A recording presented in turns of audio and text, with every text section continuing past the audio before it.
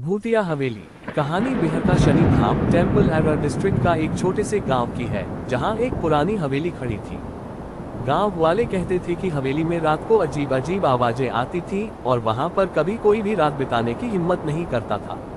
एक दिन गांव में एक साहसी युवक नामक अजय ने हवेली में रात बिताने का निश्चय किया। वह अपने दोस्तों को बताकर हवेली की ओर चल पड़ा।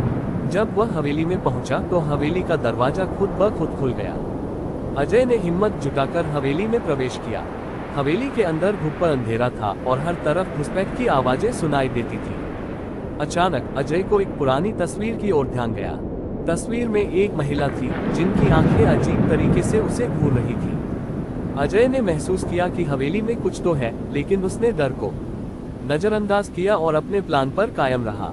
रात के करीब 2 बजे हवेली में अजीब सी ठंडी हवा चलने लगी और अजय ने सुनी आवाजों को पहचानने की कोशिश की। तभी एक महिला की आवाज सुनाई दी जो अजय से मदद मांग रही थी। अजय ने हिम्मत जुटाकर आवाज की ओर बढ़ा और देखा कि एक पारंपरिक ड्रेस में एक महिला खड़ी थी, जिसकी आंखें आंसुओं से भरी थी। महिला ने बताया कि वह हवेली की पूर्व स्वामिनी थी और उसके साथ अन्याय हुआ था।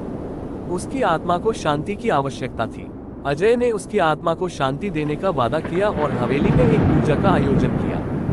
उस पूजा के बाद हवेली का वातावरण बदल गया और महिला की आत्मा को शांति मिल गई। अजय ने गांव लौटकर सबको हवेली के बारे में बताया और सबने मिलकर हवेली को एक नई पहचान दी। ऐसी मौजूदा कहानी सुनने के लिए चैनल को सब्सक्राइब कीजिए और नोटिफिकेशन बटन को ऑन रखिए।